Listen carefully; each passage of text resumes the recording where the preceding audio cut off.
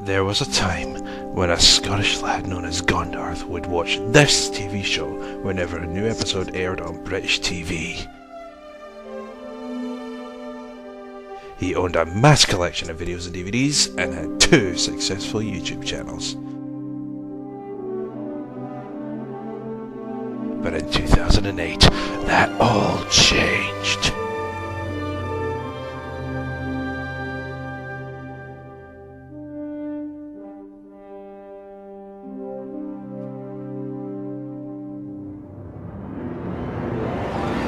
Wow, that sounded ominous. Hello everybody, this is Gondarth. Today I thought we'd talk about something different. Recently I spent a month watching the first 4 seasons of the CGI era of Thomas and Friends, and it was something else, let me tell you, but we'll get to that. Let me just warn you right now, what you're about to hear are my legitimate feelings. You have 5 seconds to stop watching as of now. Okay, you have been warned, the doors have been locked from the outside, so there is no escape now. Let us rewind a bit. Oh, I like that. That was awesome. The year was 2007. Season 11 of Thomas and Friends had just aired. I loved it back then. Probably more than I do just now. I can't be sure. I haven't watched it in a long time. I do remember Gordon and the Engineer being a particular favourite, which may or may not be because of Dalton Douglas returning. In 2007, it was announced that the series was going to undergo a massive change. They were abandoning the models in favour of computer-generated animation. A fair number of fans reacted with extreme negativity towards this news. They had grown up with the models and absolutely loathed the idea of an animated series. I wasn't that upset, my eyes were focused on a different news article. The replace of Michelangelos? Fuck! That royally sucks! In the dark tunnel, Thomas was very scared. He was washed and waved forward. His fire had gone out and his boiler was cold. Pierce was set up to begin his tenure as narrator with the 2008 special, The Great Discovery. The special was okay. I was really not keen on Brosnan's narration.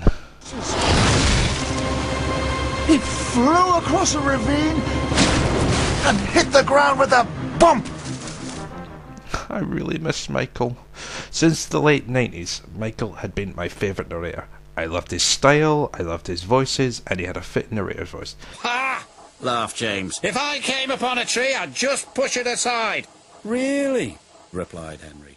What really didn't help for me at this point was that he was the narrator for the railway stories. Henry's not going, said Gordon rudely. We won't shunt like common tank engines. We are important tender engines. You fetch our coaches and we will pull them. Tender engines don't shunt. Oh, Mike, you were fantastic. Now we have to deal with Pierce Brosnan for another 3 seasons. At this point, I was in kind of a transitional period. Until 2006-ish, I was heavily into Thomas and Friends. Anything new came along, I'd watch. But there was another source of entertainment.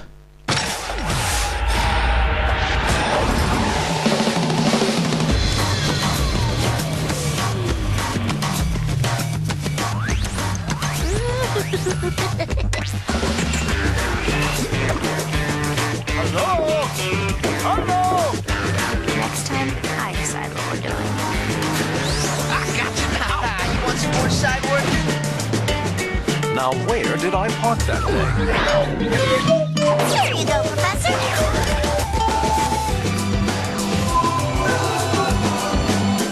Trash disposal. Check.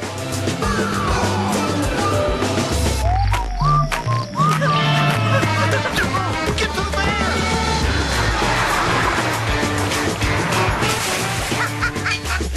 There. Don't flood it, you stupid dog.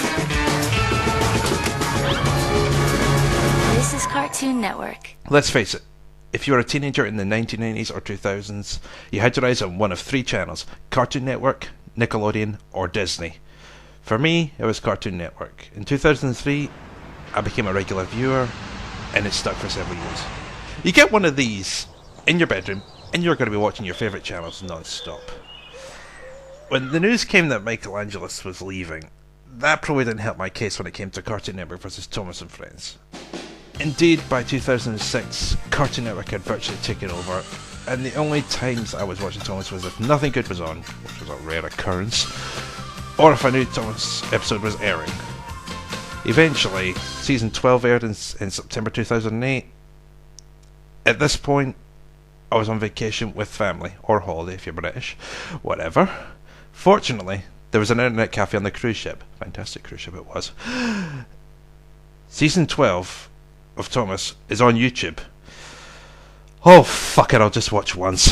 Thomas and the Billboard. Knapford is the biggest station on the island of Sodor. All the engines love its bustling busyness. Today was a very special day. It was Knapford Station's birthday, and there was going to be a grand party. All the engines were very excited. They were to have their photograph taken. The photograph was going to be put up on a billboard. Thomas felt very proud. I've never been on a billboard before. Wait a minute. Wait, that's not Pierce Brosnan. That's Michelangelo.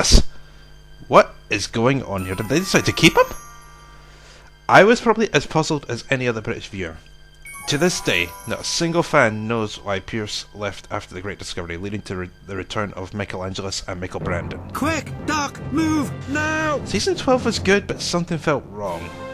What I was missing most was Cartoon Network. Thomas I could live without, but I was missing Ed, Edd n Eddy, I was missing Dexter's Laboratory, I was missing Kevin Chicken, Johnny Bravo, Puffy Amiyumi, Courage the Cowardly the Dog. I'm losing my interest in that blue train!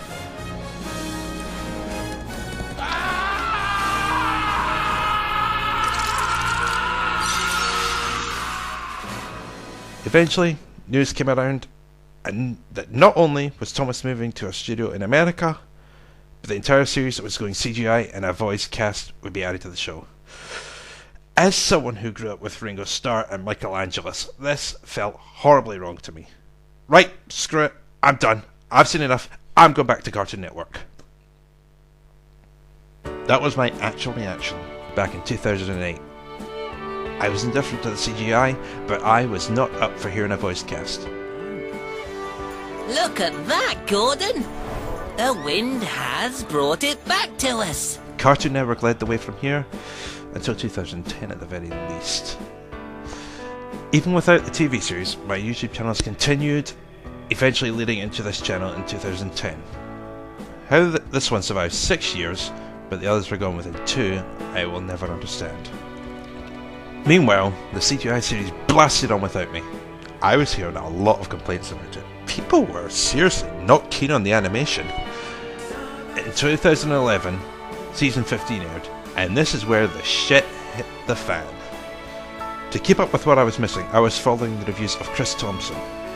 God, is it really that bad? I still didn't bother to watch properly. I saw one clip from season 13, and that was enough for me. I was not keen on the voice actors at all.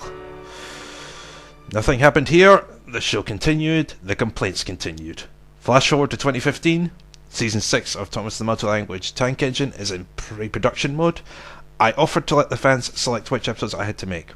A few CGI episodes were requested, Missing Gator, Thomas and the Emergency Cable, and Duck and the Slip Coaches, to name a few. Apparently there must be some good episodes out there. Okay, I'll try and do at least one. I'll pick Duck and the Slip Coaches. Of course, by making a multi-language episode, I had to watch the episode to get a feel for it. Okay, it's not Michelangelo, but let's see how it goes with this Mark Moragan guy. The engines were busier than they'd ever been before.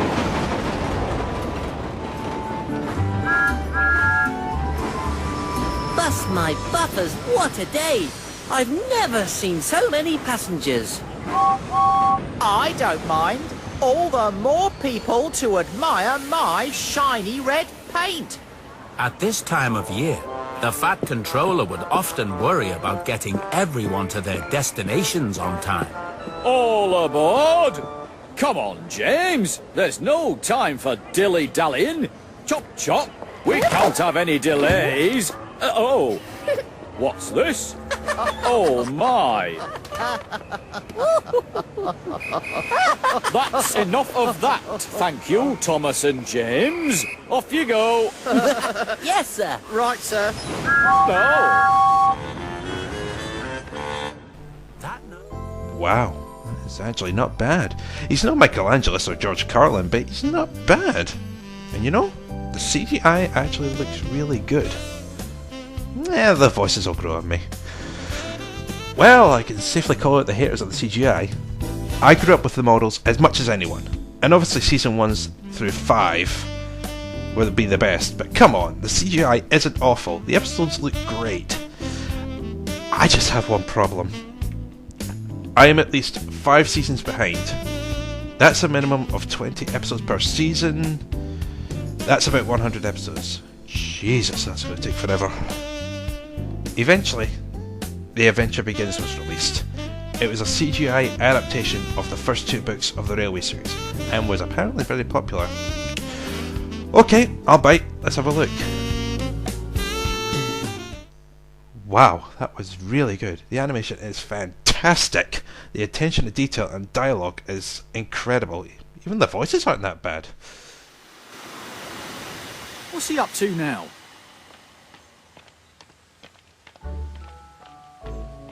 Come on, Gordon. You're not even trying. Ah, I can't do it. Those noisy trucks hold an engine back.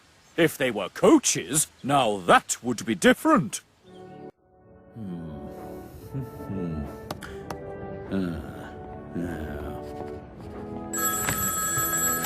Hello? Hello? The man in charge of the little railway was Sir Topham Hatt. I see. But the engines used to call him the Fat Controller. It was his job to make sure all the trains ran on time. Oh dear. Okay. Goodbye.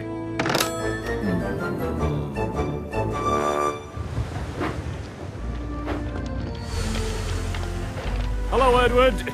I'm afraid Gordon needs your help. My help, sir? Are you sure? Yes. He can't get up the hill with his goods trucks, apparently. Okay, sir. I'm on my way.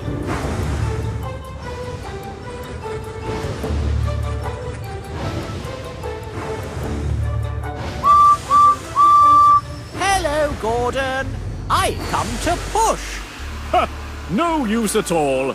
A small engine like you.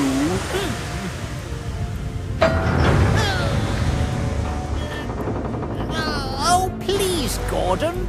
Try. All right, all right.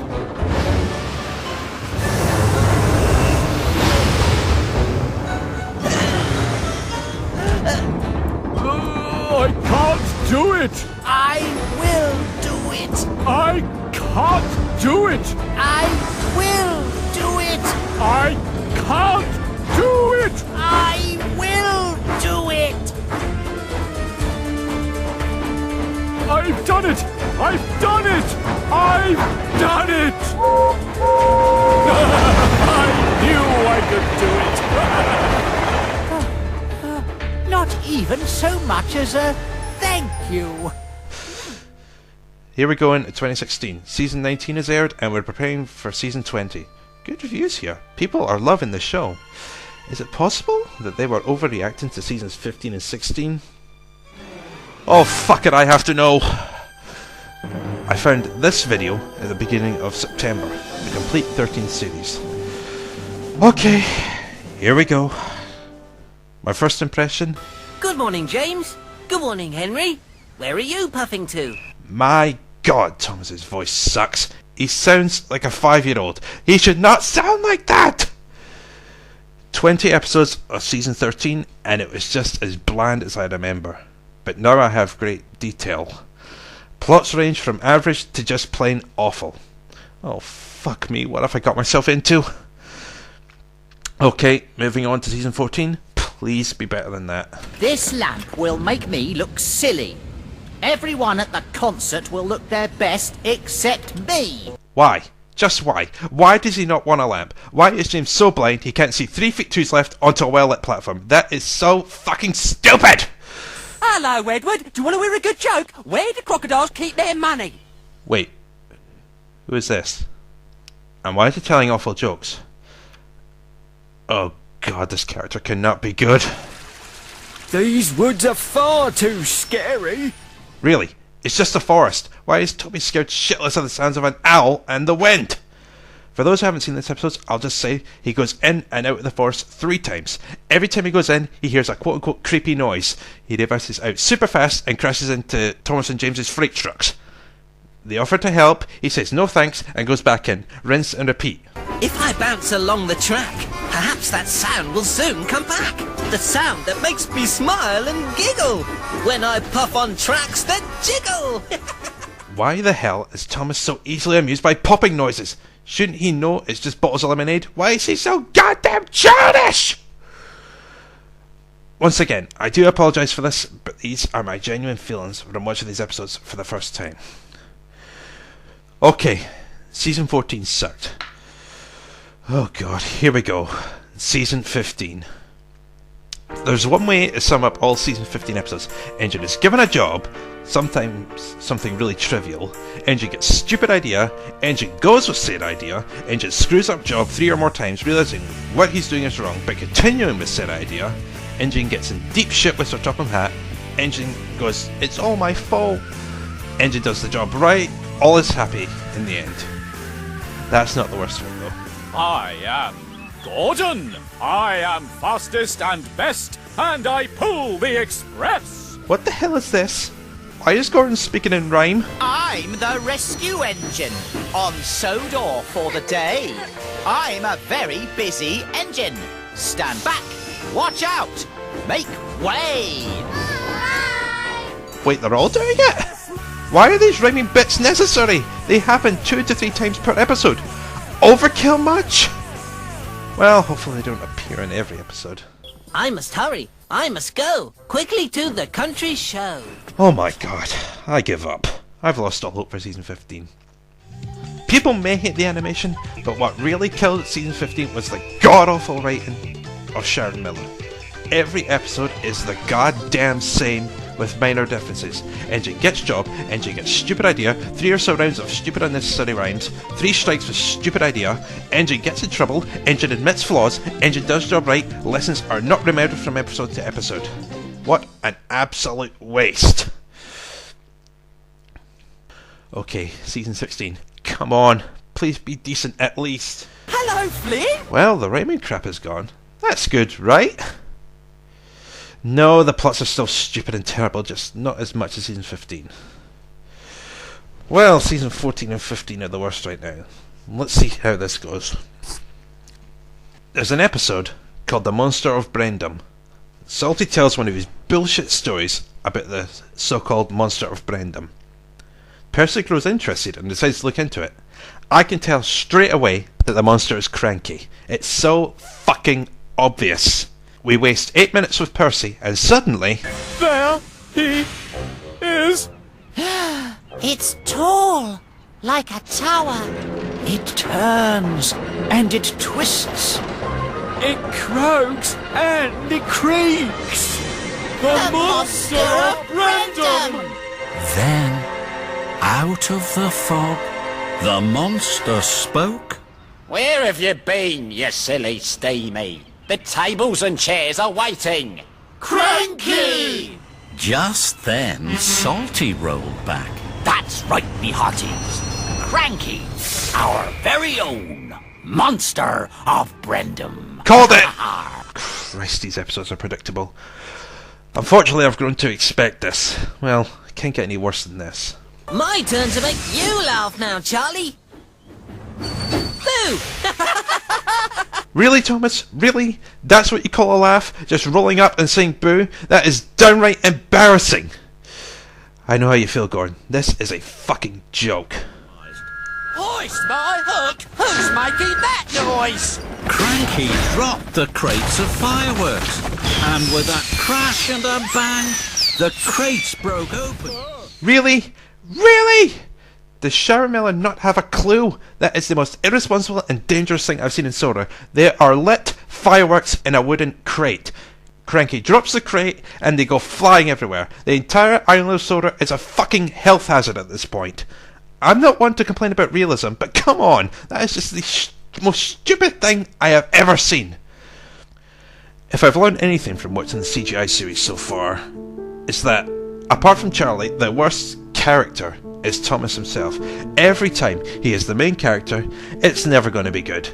Once again, he gets a job for the day, and instead of doing the job like he's supposed to do, he gets an idea to do something else involving the job. He acts like a total 5-year-old in every episode he appears in, like he's just arrived on Sodor and hasn't got a clue. I know the other engines don't help matters, but God, Thomas is the main character. We see him most. It's just the most painful thing to see it with him. Christ, they were right. They were all right. Season 15 and 16 is all god-awful. I need a break. One eternity later. Okay, I'm good. Time to see season 17. Please don't be god-awful. I'm practically begging here. Well, I was surprised. The writing was really good without Sharon Miller. The episodes were fun to watch, and I even got a laugh in places. Thomas? These episodes were fun to watch. As someone who hasn't watched regularly in 8 years, these episodes reminded me of what it was like to be a young Thomas fan. It made me feel good inside, something that previous seasons hadn't done for me. Without a doubt, I could easily call season 17 the best season since season 6, maybe even season 5. It's all up and up from here. I'm in the middle of season 18, and while it's not as good as season 17, there is no doubt signs of improvement from the Sharon Miller days. If you have a strong hatred for the CGI series and haven't watched since season 12, I urge you, give it a go. Skip seasons 13 to 16, go straight to season 17. Watch an episode or two, don't think about complaining, just sit back, relax and watch away. You may be surprised.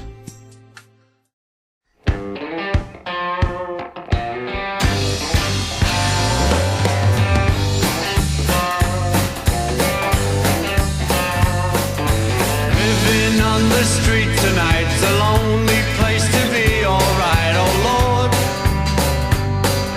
The rhythm of the city, I don't find it pretty anymore, like I did before. You walked out my door, give me back the beat, give me back the beat, give me back the only thing that makes my life complete. You come back to me, I'll be dancing in the street. I miss the tune we had before that made me tap my feet, that used to rock this boy asleep now that you're gone. She's really gone. Give me back the beat and let's rock on.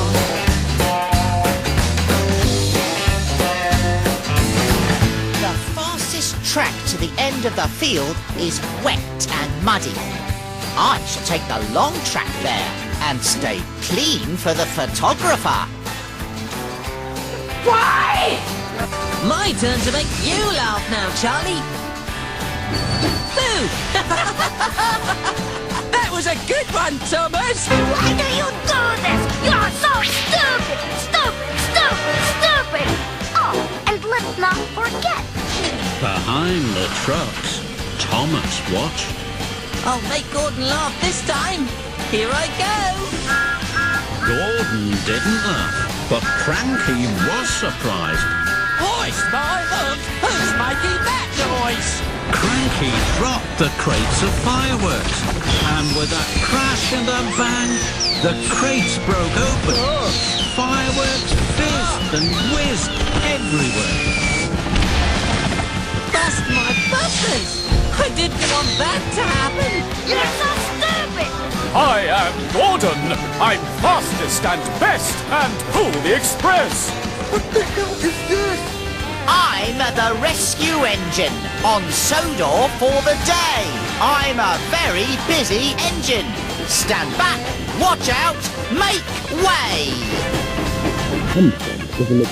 Make it stop. Hurry to the country show. Tell your friends, and don't be slow. Go fuck yourself! Just then, Charlie chuffed cheerily in. Good morning, Charlie.